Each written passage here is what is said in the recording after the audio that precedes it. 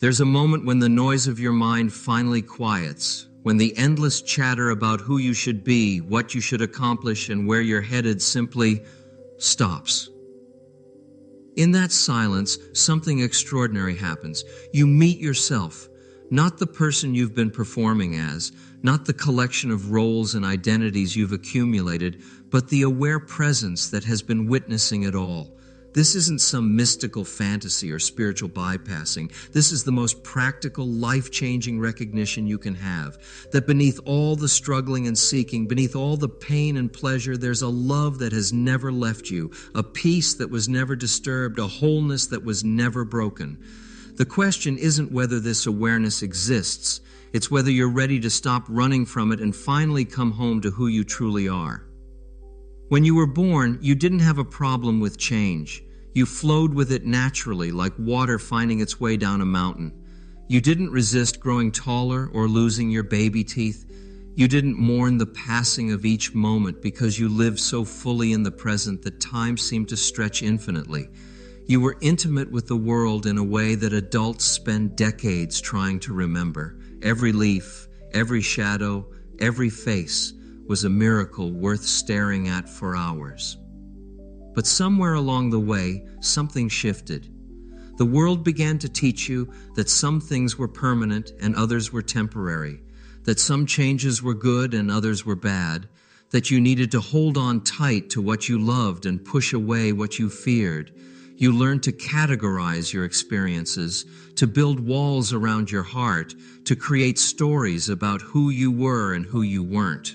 You began to believe that you were a separate being moving through an unpredictable world rather than an expression of the world itself. This way, see, isn't your fault. It's what happens to all of us.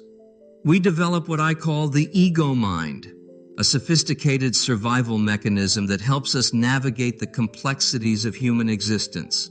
This mind creates a sense of self that seems solid and continuous, even though everything around us is constantly shifting. It builds an identity based on our thoughts, our memories, our roles, our possessions, our achievements. And in doing so, it creates the illusion that we are separate from the flow of life itself. The tragedy isn't that we develop this ego mind. It's that we forget it's just a tool, not our true nature. We become so identified with our thoughts and stories that we lose touch with the spacious awareness that was there before we had any thoughts at all. We forget that we are not the wave, but the ocean itself. We forget that we are not the character in the play, but the consciousness in which the entire drama unfolds. This forgetting creates a profound sense of alienation. We feel cut off from the source of our being, disconnected from the natural world, isolated from other people. We experience ourselves as fragile, vulnerable beings trying to survive in a hostile universe. Change becomes the enemy because it threatens the stability of our constructed identity. We spend enormous amounts of energy trying to make permanent what is inherently impermanent, trying to control what is essentially uncontrollable. But here's what's beautiful about this predicament. The very dissatisfaction it creates becomes the doorway to awakening. When you feel that deep longing for something more, when you sense that there's a richness to existence that you're somehow missing, when you feel homesick for a home you can't quite remember, that's not a sign that something is wrong with you. That's your soul calling you back to yourself. The ego mind, for all its sophistication, is like a beautiful prison. It's constructed from our finest materials, our intelligence, our creativity, our capacity for love. The bars are made of our most cherished beliefs about ourselves and the world. The walls are built from our accumulated experiences, our learned responses, our conditioned patterns of thinking and feeling. It's a masterpiece of psychological architecture, and it serves an important function in helping us navigate the human experience. But like any prison, no matter how beautiful, it limits our freedom. The ego mind can only perceive reality through the lens of its own conditioning. It sees the world as a collection of separate objects, events, and beings, all competing for limited resources. It experiences time as a linear progression from past to future, with the present moment merely a brief transition point. It understands change as something that happens to us rather than something we are. From this perspective, beauty becomes something external that we must acquire or achieve. We think we need to travel to exotic places, surround ourselves with beautiful objects, or have transcendent experiences to encounter the sacred. We believe that if we could just arrange our lives perfectly, if we could just accumulate enough pleasant experiences and avoid enough unpleasant ones, we would finally be happy. We chase after peak moments while missing the quiet miracles happening right in front of us. The ego mind is also terrified of change because it interprets any alteration to its familiar patterns as a threat to its existence. It doesn't understand that change is not the enemy of beauty, it's beauty's very essence. It doesn't realize that impermanence is not a flaw in the universe's design, but the source of its infinite creativity. It can't see that what we call loss is simply transformation, that what we call endings are actually beginnings in disguise. This is why so many people feel stuck, even when their lives look successful from the outside. They've created a comfortable prison, but they're still imprisoned. They've learned to decorate their cells beautifully, but they're still not free. They've forgotten that the key to their liberation has been in their pocket all along. They just need to remember how to use it. The beautiful paradox is that the ego mind, which seems to separate us from the flow of life, is itself part of that flow. It's not a mistake or a malfunction, it's a natural development in the evolution of consciousness. It's like a caterpillar that must fully embody its caterpillarness before it can transform into a butterfly. The ego mind must become fully itself before it can transcend itself. This is where the real adventure begins, not in trying to destroy the ego mind, but in learning to see through it, not in rejecting our human experience, but in discovering the divine dimension that's always been present within it. Not in escaping from change, but in learning to dance with it so gracefully that we become change itself. The awakening that mystics and sages have pointed toward throughout history isn't some extraordinary altered state that requires years of meditation or exotic practices to achieve. It's not a prize that you win or a level that you reach. It's not something that happens to you in the future when you've finally gotten your life together or overcome all your psychological issues. It's the recognition of what's already here, what's always been here, what could never not be here. Right now, as you're reading these words, there's an awareness present that's aware of the words. That awareness isn't thinking about the words, it's simply aware of them. It's not judging them or analyzing them or trying to figure out what they mean. It's just aware, effortlessly and naturally. That awareness is also aware of any thoughts that might arise about the words. It's aware of any emotions that might surface. It's aware of the sounds in your environment, the sensations in your body, the breath moving in and out. This awareness is not something you have to create or cultivate. It's not something you achieve through practice or discipline. It's your most intimate experience, closer to you than your own breath. It's what you are, not what you do. It's been with you since you were born, and it will be with you until you die. It's the constant in the midst of all the variables, the allness in the center of all the movement, the peace that surpasses all understanding. When you recognize this awareness as your true nature, something miraculous happens. You realize that you are not the changing contents of your experience. You are the unchanging context in which all change occurs. You are not the thoughts and emotions and sensations that come and go. You are the space in which they arise and pass away. You are not the story of your life. You are the consciousness that witnesses the story. This recognition doesn't eliminate your human experience or make you immune to life's challenges. You still have thoughts and emotions. You still have a body that ages and changes. You still have relationships that evolve and sometimes end. You still face uncertainty and loss and death. But your relationship to all of these experiences is fundamentally transformed. Instead of being caught in them, you're able to be present with them. Instead of being overwhelmed by them, you're able to hold them in a larger context of love and awareness. From this perspective, change is no longer something that happens to you. It's something that happens as you. You begin to see that the waves of experience that seem to disturb your peace are actually expressions of your own vast nature. You realize that what you thought was turbulence on the surface of your being is actually the creative play of consciousness itself. This is when the beauty of the ever-changing universe becomes self-evident, not because you've learned to see it, but because you've remembered that you are it. Not because you've developed some special spiritual perception, but because you've dropped the filters that were obscuring your natural vision. Not because you've transcended your humanity, but because you've embraced it so fully that you've discovered its divine essence. This shift in perception happens most profoundly through the gateway of love. Not the kind of love we usually think about, the love that says, "I'll love you if you make me happy," or "I'll love you as long as you stay the same."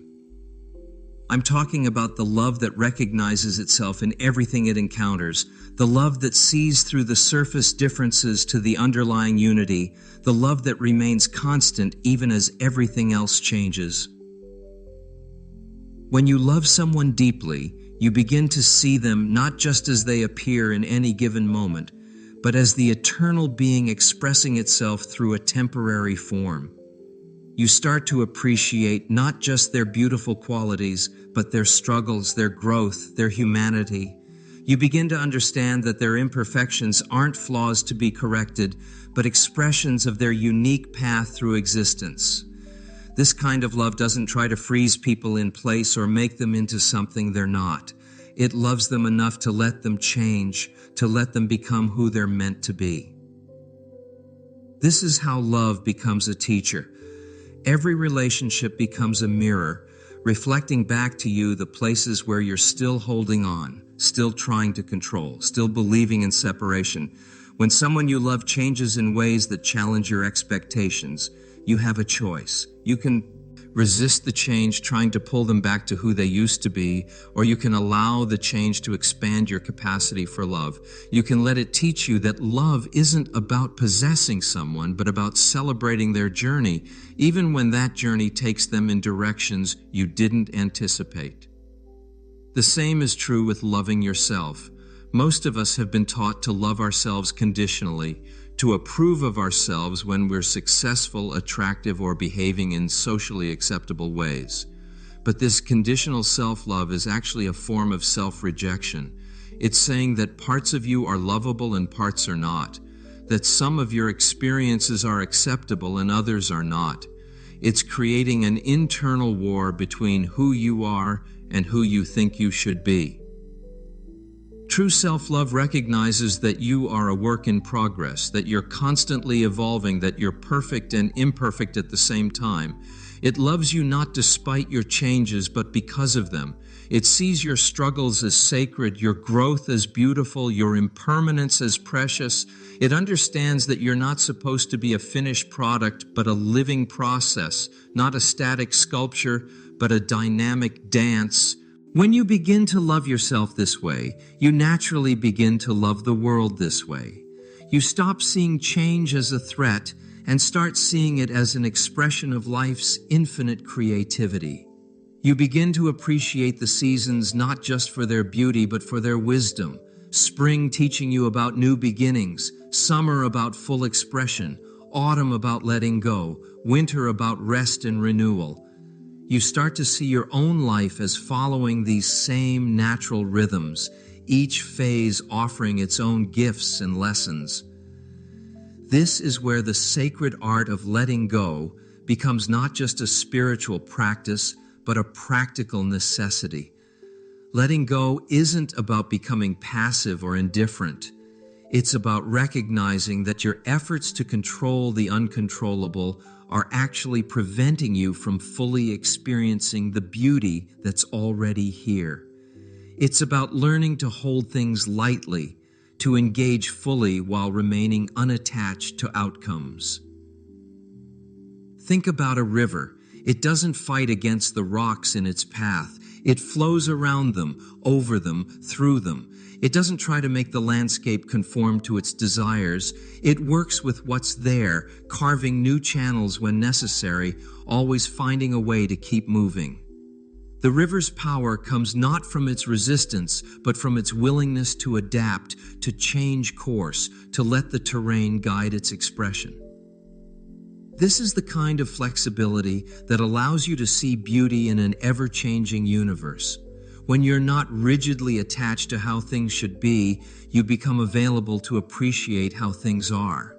When you're not constantly fighting against the current of change, you can begin to sense its underlying intelligence, its perfect timing, its hidden gifts. You start to understand that what looks like chaos from your limited perspective might be exquisite order from a larger view. But letting go isn't easy, especially when it comes to the things and people we love most. The ego mind interprets letting go as losing something precious, as being abandoned or betrayed. It doesn't understand that holding on too tightly actually prevents us from receiving the gifts that change wants to bring us. It's like trying to cup water in your hands. The tighter you squeeze, the more it slips through your fingers. Learning to let go is a gradual process, like learning to trust the ocean when you're learning to swim. At first, you might panic when you can't feel the bottom, when you realize you're not in control. But gradually, you begin to notice that the water is actually supporting you, that you don't have to work so hard to stay afloat. You start to relax into the buoyancy that was there all along. You discover that letting go isn't about giving up, but about giving in to the larger intelligence that's been orchestrating your life all along. This is when you begin to understand that even your difficulties, even your pain, even your losses are part of the beauty of existence. Not because suffering is good in itself, but because it's often through our struggles that we're broken open to a deeper understanding of what it means to be alive. The heart that has never been broken is a heart that has never been fully opened. The person who has never faced loss is a person who has never discovered the indestructible nature of their essential being. Suffering, when met with awareness and compassion, becomes a doorway to grace. It strips away the non-essential, reveals what truly matters, and connects us to the universal human experience of vulnerability and impermanence. It's in our darkest moments that we often discover our greatest capacity for love, for courage, for wisdom. It's through our wounds that the light gets in. This doesn't mean we should seek out suffering or romanticize pain. It means we can learn to meet our difficulties with the same presence and curiosity that we bring to our joys. We can ask not why is this happening to me, but what is this here to teach me? We can transform our relationship with adversity from one of victimhood to one of discipleship, seeing every challenge as an opportunity to deepen our understanding of the sacred nature of existence. When you begin to see suffering this way, you naturally want to help alleviate it, not just your own, but the suffering of all beings. This impulse towards service isn't separate from your spiritual development. It's an expression of it. As you recognize your interconnectedness with all life, serving others becomes a way of serving yourself, and serving yourself becomes a way of serving others. Service dissolves the illusion of separation that causes so much of our suffering. When you're genuinely helping someone else, you're not thinking about your own problems or worries. You're not caught in the story of your separate self. You're flowing with the natural movement of love and compassion that connects all beings. You're participating in the healing of the world, and in doing so, you're healing yourself. This is why service becomes a path to seeing beauty in an ever-changing universe. Through serving others, you witness the resilience of the human spirit, the capacity for growth and transformation, the miracles that happen when people are met with genuine love and attention. You see how even the most difficult circumstances can become catalysts for awakening, how even the most broken people can discover their wholeness, how even the most desperate situations can become opportunities for grace. Service also teaches you that your own changes and challenges are not obstacles to your spiritual growth, but ingredients in it. Your struggles give you compassion for others who are struggling. Your healing gives you the ability to help others heal. Your journey through darkness gives you credibility when you speak about the light. Nothing is wasted. Everything serves the larger purpose of awakening and love. When you truly understand that everything is constantly changing, you come face to face with the ultimate change, death. Most of us spend our lives trying not to think about death, as if ignoring it will somehow make it go away. But death is not the opposite of life. It's life's most intimate companion, walking beside us every moment, giving weight and meaning to every breath, every heartbeat, every encounter, I learned this lesson most profoundly when I had my stroke. In an instant, everything I thought I knew about myself changed. The body I had taken for granted, the mind I had relied upon, the identity I had carefully constructed, all of it was suddenly different. I was forced to confront my own mortality, not as an abstract concept, but as a lived reality. And in that confrontation, something extraordinary happened. I discovered that what I thought would be my greatest fear became my greatest teacher.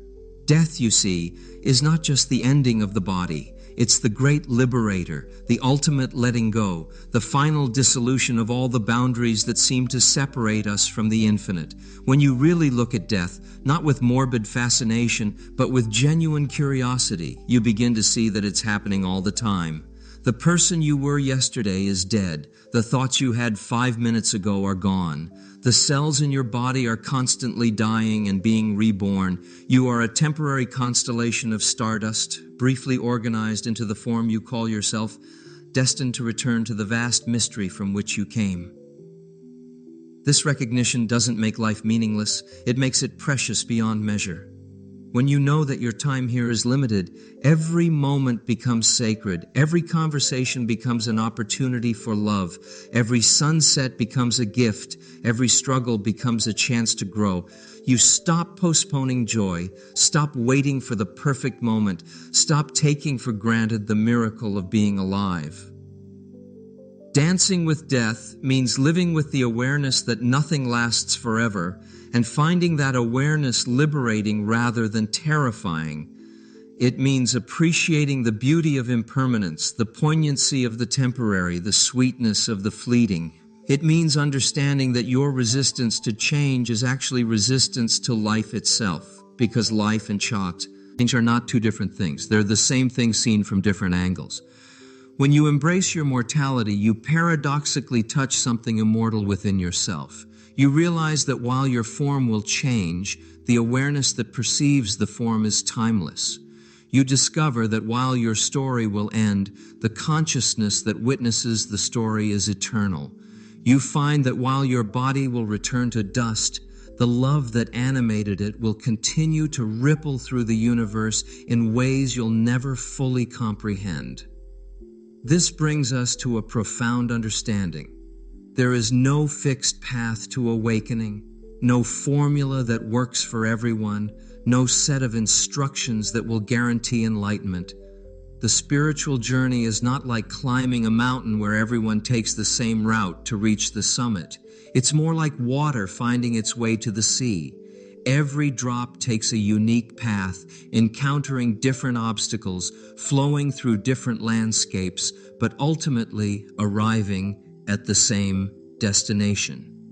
Your path is uniquely yours, shaped by your particular conditioning, your specific wounds, your individual gifts, your personal history. What opens one person's heart might close another's. What brings one person to awakening might lead another person astray.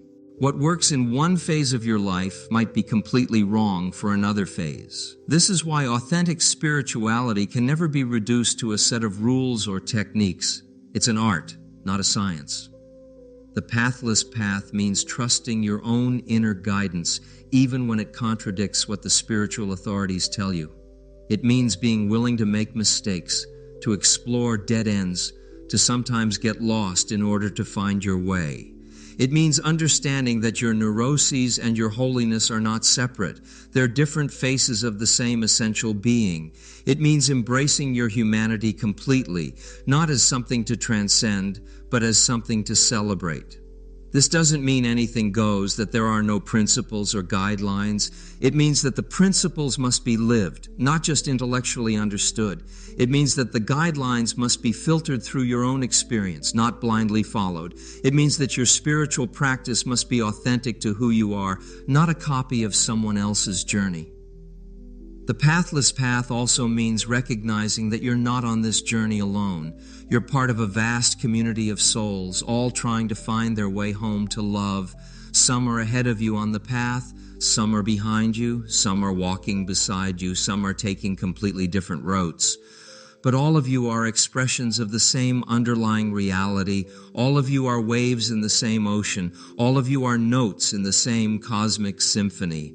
This understanding transforms how you see other people. Instead of seeing them as separate beings competing for limited resources, you begin to see them as fellow travelers on the great journey of awakening. Their struggles remind you of your own struggles. Their victories inspire your own growth. Their presence in your life is not accidental but purposeful, offering you exactly what you need for your own development.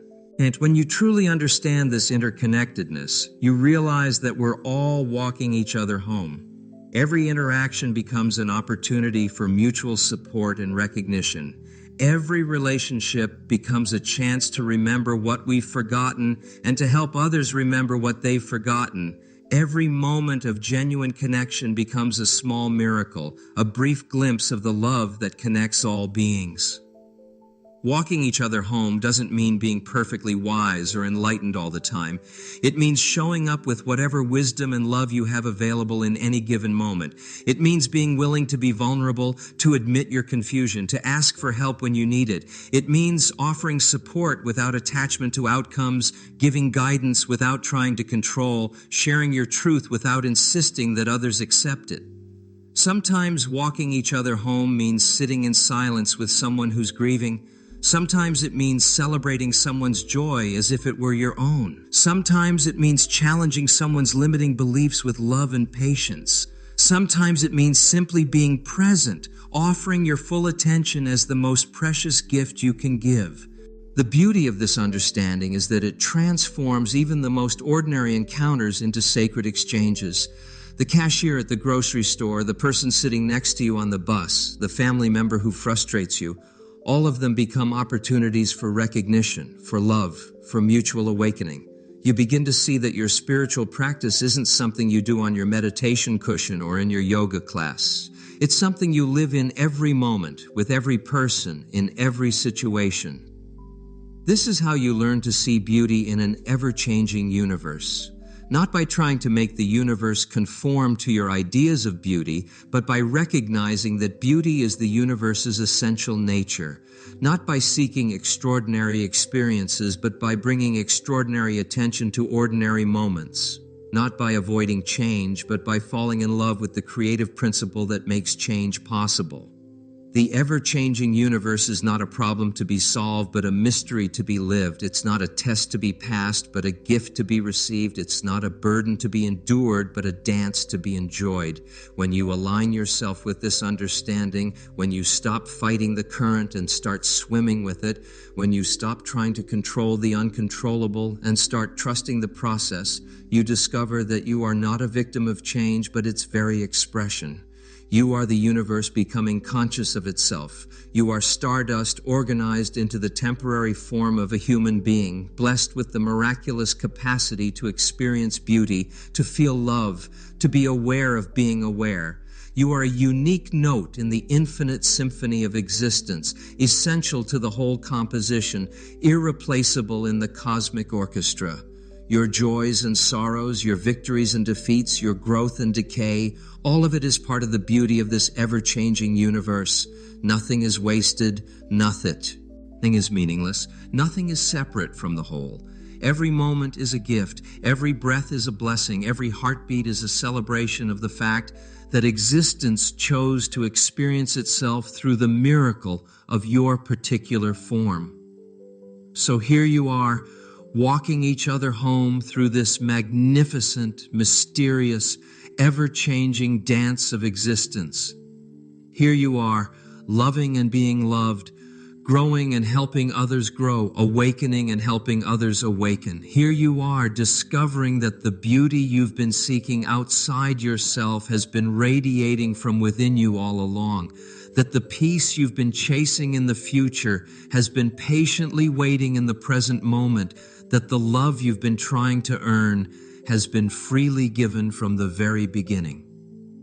The journey continues, the dance goes on, the beauty reveals itself in new ways every moment, and you are here for it all, aware and grateful, growing and serving, walking each other home with every step, with every breath, with every beat of your awakening heart.